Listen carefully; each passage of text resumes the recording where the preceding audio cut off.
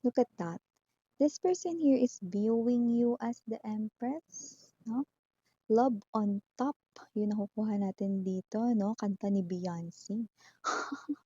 So someone here could be seeing you as the Empress right here, no? Parang pinakamataas sa lahat, no? On top of the list, no? Parang mas pinaka nakakahigit kind of thing, no? Yung mas nakikitaan niya rito ng solido rito, no? Na connection, foundation, no? Pero look at this. This is what I don't like na lumabas. The devil, no? Kung sino mo 'tong energy na 'to, na parang may energy siya rito na manginginom siya or kung hindi siya manginginom, parang siya yung klase ng energy na baka, may bilbil siya, 'yan, oh. Hindi tayo nagiging judgmental dito, yun ay nagpakita talaga sa ating vision. Might be a specific clue for someone watching or baka malaki yung tiyan niya kasi palainom siya, 'no, ng alak, ganyan, 'no. But doesn't have to be, maybe that's a specific clue. But with the devil, ang pinaka-message nun, meron siya ritong ginagawa na parang bisyong hindi niya malubay-lubayan, hindi niya maialis-alis or matanggal-tanggal, 'no, sa kanyang katawan, 'no, or sa kanyang, sarili or pagkatao ng basta-basta lang, 'yan, 'no, parang may gano'n. This could be an important message right here, so let's put it here.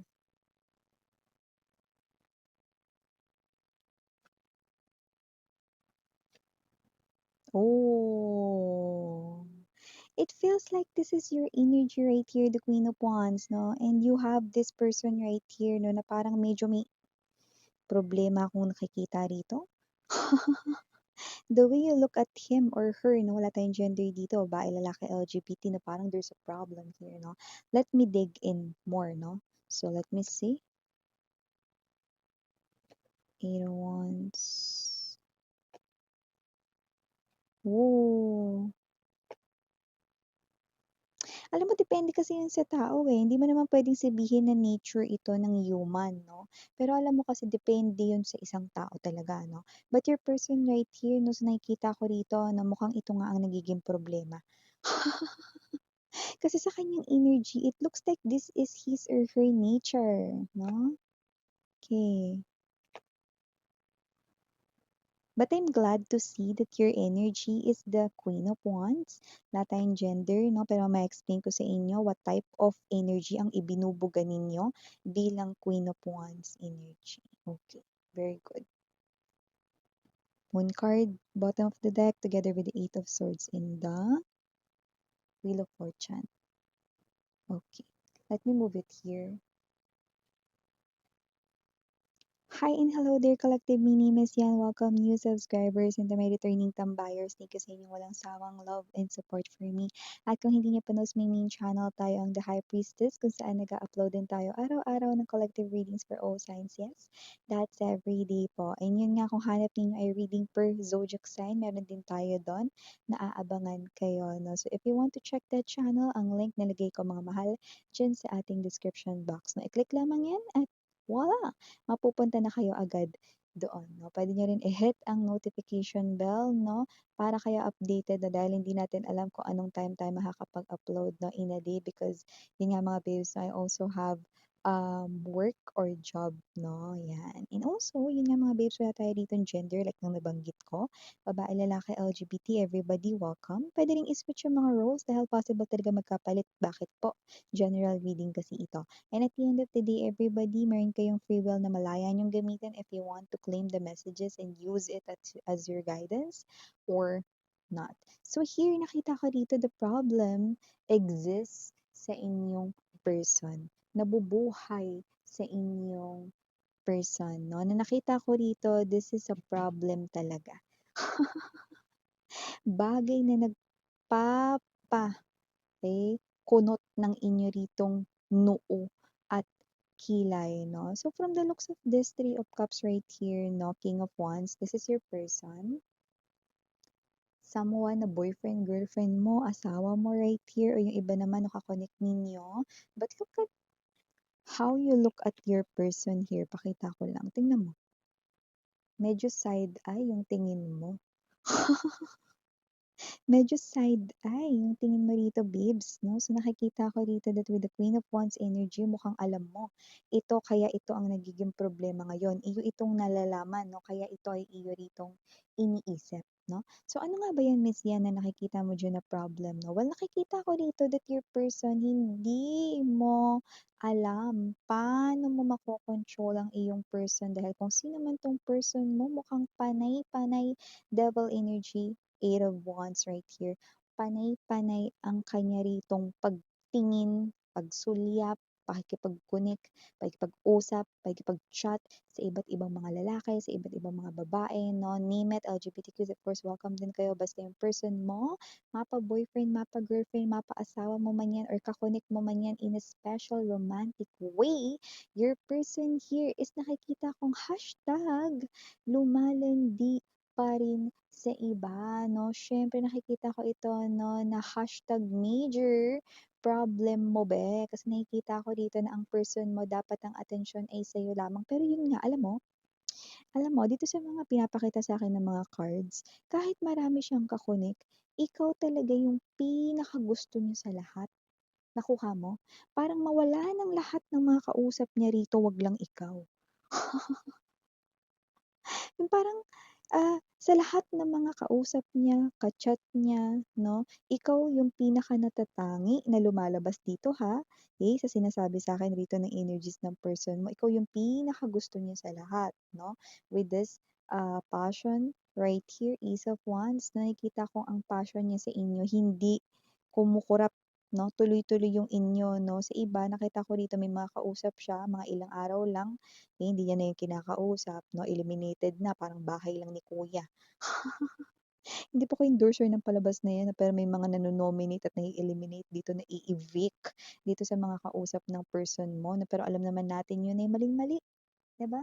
So, hindi ko rin maintindihan kaya nga sinabi ko sa inyo depende talaga 'to sa isang individual or sa isang tao dahil hindi ito ang nature ng human being.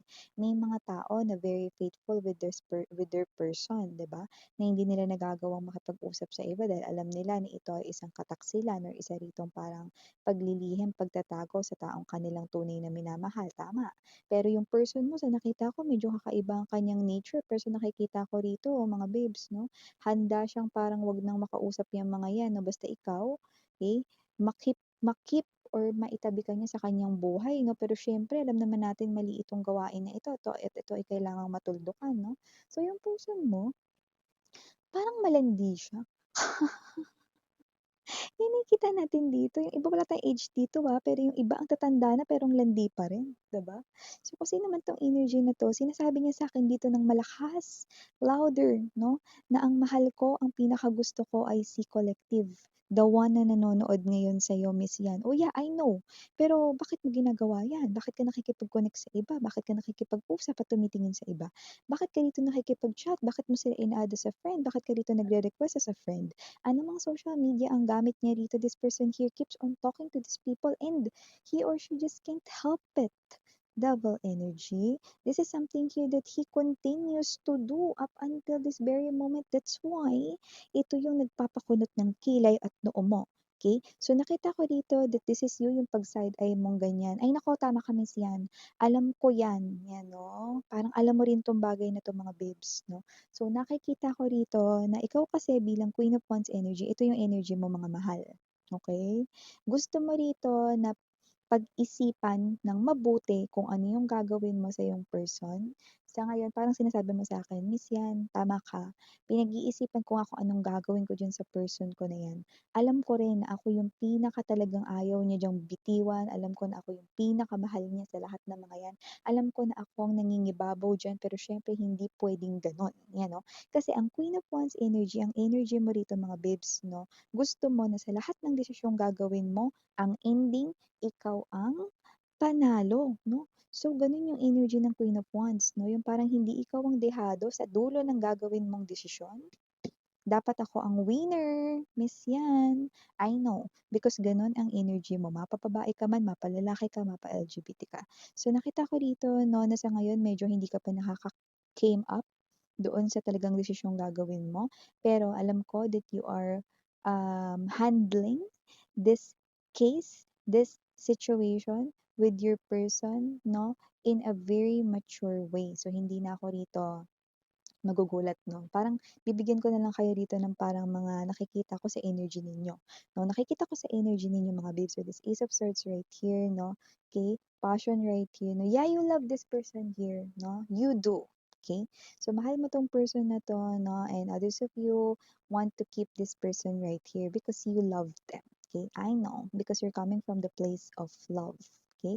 So your love for this person here is real, but you also love yourself right here. So parang may mga energies kayo na parang, ay naku, hindi to dapat magpatuloy miss yan. Kailangan niya itong gawin. Kailangan niya ritong mamili, sila ba o ako? Kailangan niya bang itigil yan o matitigil ang aming relasyon? May mga ganun. No? So meron kayong mga kinoconsider no, at nakikita ko rito mga babes no, na nakikita ko na anuman ang magiging resulta or outcome ng inyo rito 'no, na pinag-iisipang mabuting desisyon with the Queen of Swords energy, nakita ko rito 'no, na ang ending nakikita ko na ang magiging panalo ay kayo. Ano man yung makuha ninyo at maisip ninyong desisyon 'no. So sabi ko nga sa inyo 'no, sa relationship dalawang tao lang ang puwedeng magpaandar niyan. So dito sa relationship na 'to 'no, ikaw lang ang puwedeng magdesisyon diyaan 'no, dito patungkol sa iyong person 'no. So nakita ko dito your person right here loves you, pero hindi niya rito mapigilan yung pagiging malandi niya. Which is this has to stop, this needs to stop, no? So yun ang nakita natin dito, no? So nakita ko dito that you will handle this, no? With a lot of maturity and a lot of care, no? Because ang iisipin mo rito, no, is ang inyo rito, no, na sarili na hindi kayo yung madedehado dito, no? But yeah, I'm seeing, no, up until now, matagal na rin itong ginagawa ng person mo, no? With this, Seven of Cups energy, this person, your person, okay? Nakikipag-chat, nakikipag-usap, no, sa social media, no? Alam mo naman, kahit nakaupo ka lang, no, gamit lang ang cellphone mo, basta may wifi ka, may load ka, no, kahit sino na lang i-search mo dyan, kahit di mo kakilala. Tapos yung mga suggestions na lumalabas sa gilid, naku, tuwang-tuwa siya, na-excite siya, lalo kapag maganda, di ba? Kahit alam niya na parang, ay, baka filter lang to.